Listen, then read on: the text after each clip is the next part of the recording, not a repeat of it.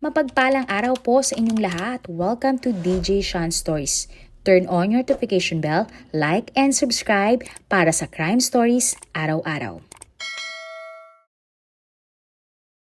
Sa ating kwento ngayon, talakayin natin ang kaso ng dalawang mga dalaga mula sa Indonesia. Parehong nagkaroon ng problema ang mga babaeng ito sa kanilang mga katrabaho at mga naging katransaksyon. At sa huli, sa kasamang palad, pareho nga ang sinapit ng dalawang mga dalagang biktima. Silang dalawa ay parehong sinilid sa isang karton matapos silang bawian ng buhay. Ang unang babae nga sa ating kwento ay kinilalang si Dina Octaviani, 21 years old na nagmula sa Java, Indonesia. Masayahin, masipag at matulungin. Ganyan ilarawan si Dina ng kanyang pamilya. At para mapag-aral ang kanyang sarili sa kolehiyo, kailangan ni Dina na magtrabaho. Si Dina nga ay nagtrabaho bilang kahera sa Alfamart, isang kilalang convenience store. Para naman mapalapit sa kanyang pinagtatrabahuhan at universidad, umupa sa isang dormitoryo si Dina. Sa umaga ay pumapasok na eskwelahan si Dina. At pagdating naman ng gabi ay papasok siya sa kanyang shift sa convenience store. Sa kabila nga nito, hindi kailanman nakarinig ang mga magulang ni Dina ng reklamo mula sa dalaga. At bilang paglilibang, gumagawa na lamang si Dina ng mga videos na kanyang ina-upload sa kanyang TikTok account. Tuwing Sabado at Linggo naman ay umuwi si Dina sa kanyang pamilya. Naikwento naman ni Dina sa kanyang ina na mabait at kasundo niya ang lahat ng kanyang mga katrabaho. At sa tuwing luluwas muli si Dina sa kanyang dorm, nagdadala siya ng mga prutas para sa kanyang mga katrabaho. At October 5, 2025 nga ng umaga, matapos ngang mamitas ng mangga mula sa kanilang puno, nagpaalam na si Dina sa kanyang nanay na siya ay aalis na at babalik na sa kanilang dorm. Isang mahigpit nga na yakap ang ipinabaon kay Dina ng kanyang ina at nagpaalam na ito sa kanya. At hindi nga inakala ng ina ni Dina na yun na pala ang huling beses na makakasama niya ang kanyang anak. At kinagabihan nagtaka na ang ina ng dalaga kung bakit wala siyang natatanggap na text o chat mula sa kanyang anak na nagsasabing siya ay nakauwi ng ligtas. At kinabukasan October 6, 2025, ilang beses pang tinawagan si Dina ng kanyang pamilya, ngunit hindi sumasagot ang dalaga ni isang beses. Dito na nga nagdesisyon ang ina ni Dina na mag-file ng missing person report sa mga pulis para sa pagkawala ng kanyang anak. At October 7, 2025 naman ng umaga, ang lalaki na si Bayu ay naglalakad sa isang tulay na may napansin siyang kakaibang lumulutang sa tabi ng ilog. At nang tingnan niyang maigi ang ilog, nakita ni Bayu ang labi ng isang babae na lumulutang-lutang sa ilog na parang malaking manika. Buong tapang na bumaba nga si Bayu sa ilog para kumpirmahin kung totoo ba ang kanyang nakita. At pagbaba nga niya sa ilog, sobrang natakot nga ang lalaki at napatakbo palayo. Agad namang nagsumbong si Bayu sa village head at tumawag naman ang pinuno sa police station. At makalipas nga ang ilang sandali, unti-unti nang nagkaroon ng mga nakikiusosyong residente sa ilog. Hindi nagtagal, dumating na din ang mga pulis sa crime scene. Hinango nga ng mga pulis ang labi sa ilog at dinala sa pinakamalapit na ospital. At ang labi nga ay agad na nakilala na si Dina. At ang mas nakakalungkot pa dito, lang araw na natagpuan na wala ng buhay si Dina, ito ay ang kanyang 21st birthday. Agad namang ipinaalam sa pamilya ni Dina ang sinapit ng dalaga. Wala ngang pagsidlan ang lungkot ng nanay ni Dina nang nalaman ang walang awang sinapit ng kanyang pinakamamahal na anak. Agad dinala sa laboratorio ang labi ni Dina para sumailalim sa autopsy at ang resulta nga na lumabas, nagtamo ng matinding pinsala ang biktima sa kanyang ulo at liig. May indikasyon din na buong lakas na nanlaban si Dina sa taong nang asulto sa kanya. Agad namang nagsagawa ng investigasyon ang mga pulis sa nangyaring krimen. Nangalap nga sila ng mga ebidensya at kinunan ng salaysay ang mga witness sa krimen. At makalipas nga ang isang araw, October 8, 2025, nang lumabas nga ang balita na naaresto na ang taong responsable sa pagkamatay ni Dina. At ang lalaki ay kinilala lamang bilang Herianto na may alias Hari. Si Harry nga ay inaresto sa parehong convenience store kung saan nagtatrabaho ang biktima na si Dina. Napag-alaman na si Harry ay manager ng convenience store at mismong boss pa ni Dina. Si Harry ay 27 years old na lalaking may asawa at anak. Sila ay nakatira sa isang dilaw na simpleng bahay sa Java, Indonesia. Bata pa lamang si Harry na nagkahiwalay ang kanyang nanay at tatay. Muli ngang ikinasal ang kanyang mga magulang at nagkaroon ng sarili nilang pamilya. At si Harry nga ay napunta sa poder ng kanyang tatay. Pero sa kabila ng pagkakaroon ng broken family, lumaki si Harry na tahimik, hindi palaway at masipag. Matapos nga ang high school, ikinasal si Harry sa kanyang asawa at kalaunan, nagkaroon na sila ng mga anak. Mula nga noon, inilaan na ni Harry ang kanyang atensyon sa kanyang pamilya at sa trabaho. Sa mga larawan nga, masasabi na bilang manager, close si Harry sa kanyang mga crew, kahera at iba pang mga empleyado sa convenience store. Kaya naman marami ang nagulat nang nalaman na ang tahimik na si Harry ay inaresto para sa pagpatay ni Dina. At pagdating nga sa police station, inamin ni Harry na siya nga ang pumatay sa kanyang tauhan na si Dina. At ang mas nakakagulat pa doon, napakakalmado ni Harry habang kausap siya ng mga pulis. Hindi naman nakitaan ng mga pulis si Harry ng bakas ng takot o pagpapanik.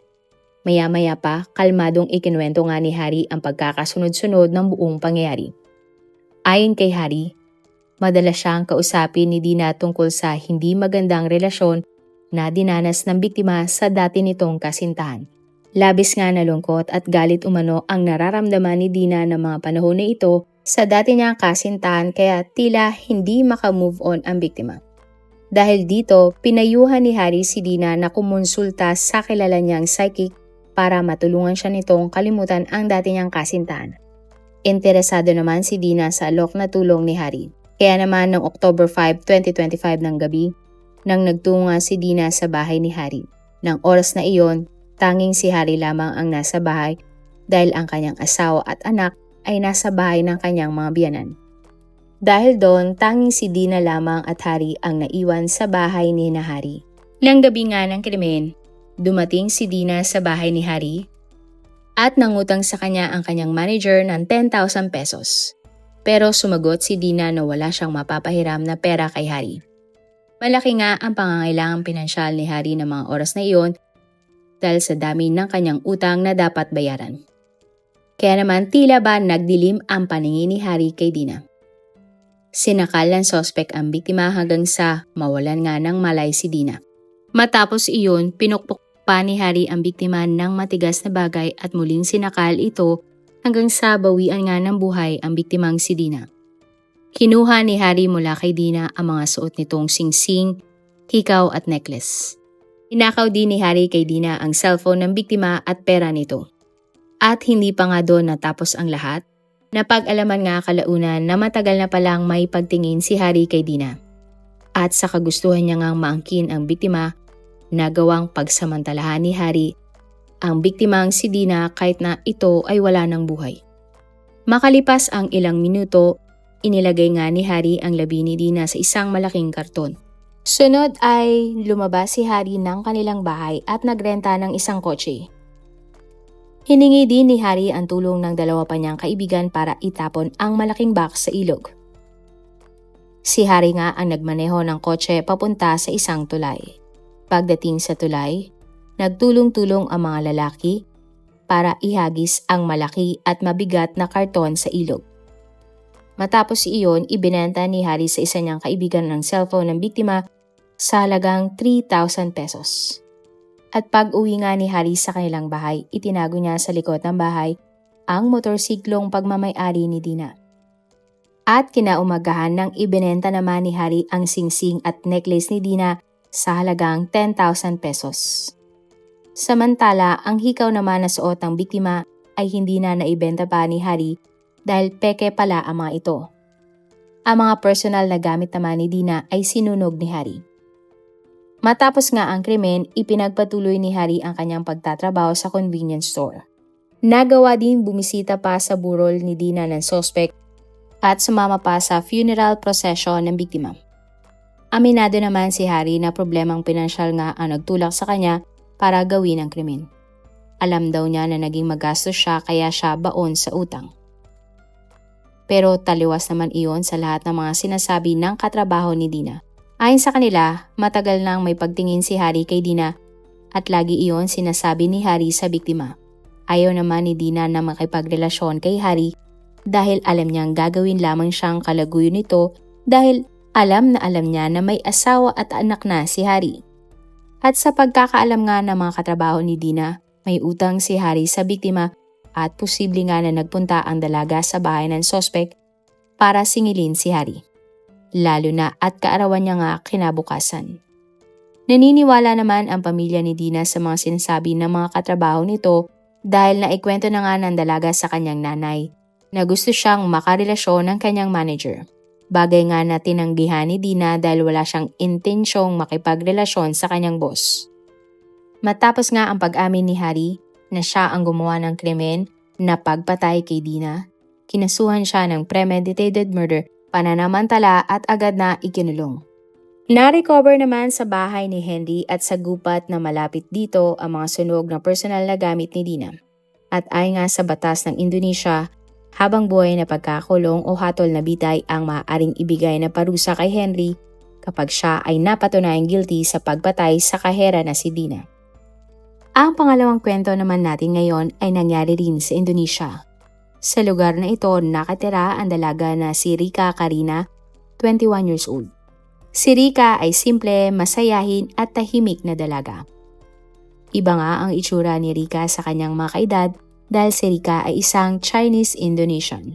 Mga small-time na mga negosyante ang mga magulang ni Rika na nagtitinda ng iba't ibang mga produkto. Bata pa lamang si Rika, tumutulong na siya sa kanyang mga magulang sa pagtitinda.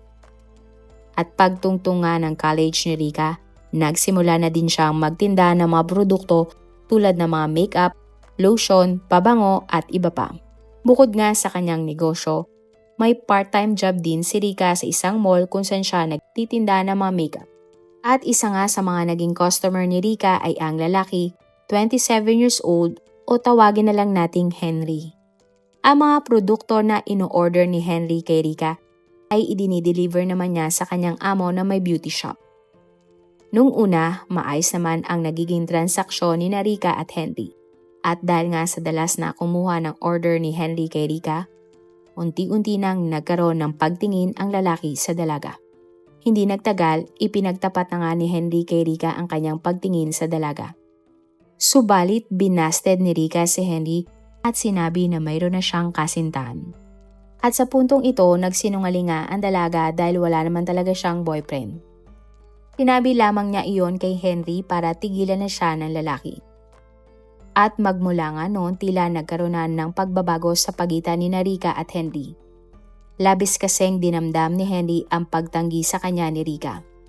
Nasusugitan na din ni Henry si Rika sa tuwing late na ibibigay ni Rika ang mga cosmetics product ni Henry. At June 4, 2018 nang kinontak nga ni Henry si Rika at sinabing may order nga siyang mga cosmetic product na nagkakahalaga ng 14,000 pesos. Agad namang sinend ni Rika ang kanyang bank account kay Henry at agad na nag-online transfer ng pera kay Rika. Nagkasundo naman ang dalawa na i-deliver ni Rika ang mga produkto sa bahay ni Henry ng June 5, 2018. Matapos nga ang pasok niya sa eskwelahan, agad na nagtungo si Rika sa warehouse para kunin ang mga produkto na kailangan ni Henry. Subalit labis nga na dismaya si Rika nang sabihin ng may-ari na wala pa silang stock na mga order ng dalaga. Samantala, nalaman naman ni Henry na wala talagang kasintahan si Rika at labis nga siyang nagalit dahil nagsinungaling sa kanya ang dalaga. Sa isip-isip ni Henry, bakit kailangan ni Rika na magsinungaling kung malaki naman ang pakinabang ng dalaga sa kanya dahil sa laki nga ng mga order ni Henry. At dumating nga ang June 5, 2018. Gabi nang natapos ang trabaho ni Rika at dumiretso siya agad sa bahay ni Henry para sabihin na wala pa nga ang kanyang mga order. Pinapasok ni Henry sa kanyang bahay si Rika at dito na kinompronta ni Rika si Henry at sinabing hindi niya dala ang mga produkto dahil wala pang available sa warehouse.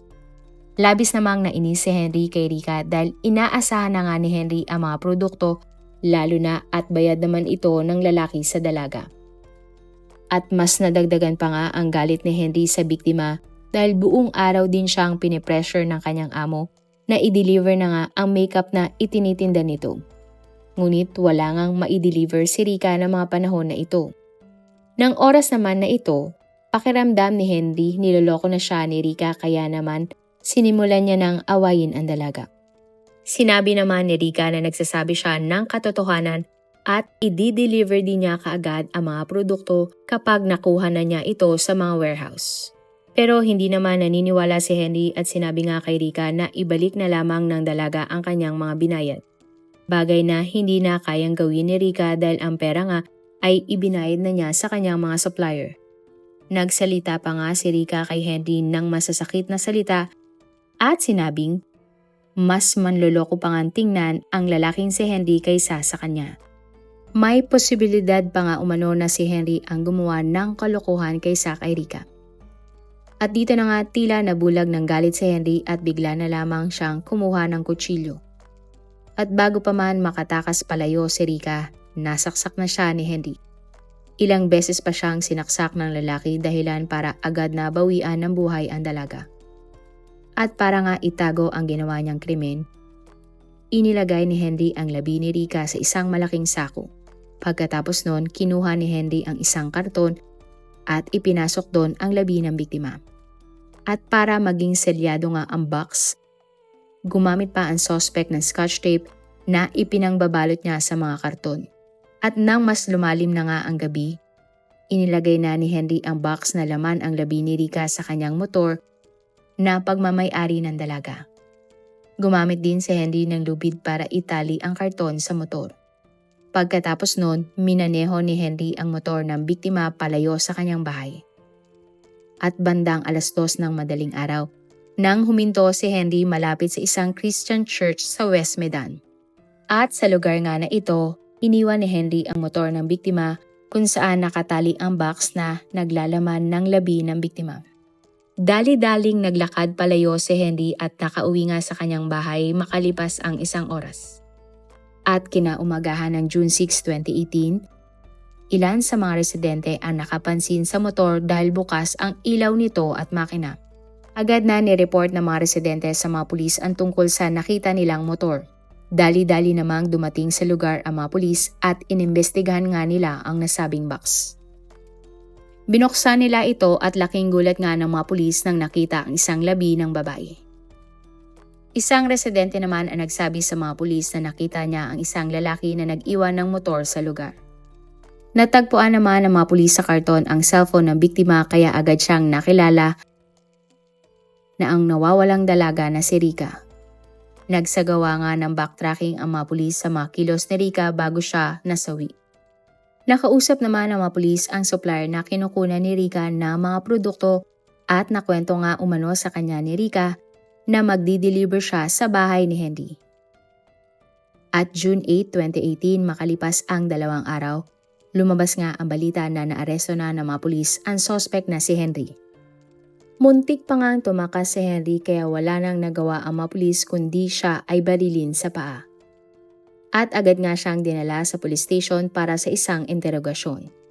Pagdating sa police station, inamin naman ni Henry ang ginawa niyang krimen at sinabing ninakawan kasi siya ni Rika kaya niya nagawang patayin ang biktima. Ngunit nang tanungin naman kung bakit walang suot na pang-ibabang damit ang biktima, inamin ni Henry na nagawa pa niyang pagsamantalahan ang dalaga nang binawian na ito ng buhay. Kinasuhan nga si Henry ng murder at pananamantala. At habang ang nakakulong, nagsagawa naman si Henry ng reenactment ng krimen. At taong 2021 ang naging trial nga ni Henry at napatunayan siyang nagkasala sa mga kasong isinampa laban sa kanya. 15 years lamang na pagkakakulong ang hinatol kay Henry para sa pagpatay niya sa estudyanteng si Rika. Kung sa Pilipinas nga nangyari ang krimen na ito, ang pinakamababang hatol para sa krimen na pagpatay ay reclusion perpetua o maaring makulong ang isang nasasakdal ng 20 hanggang 40 years sa kulungan. Marami pong salamat sa inyong panonood. Meron ba kayong mga kwento na gusto nyong i-share sa ating mga manonood? O kung may personal po kayong kwento na gusto nyong i-feature sa ating channel, i-comment down below nyo lang ang inyong mga suggestions. Para naman po sa dagdag kalaman, i-subscribe nyo din po at i-follow ang ating iba pang YouTube channel katulad ng Tagalog Facts and Mysteries by DJ Sean at Manila Boy Wonder Philippines. Marami pong salamat sa pagsuporta nyo sa aming mga channel. God bless everyone!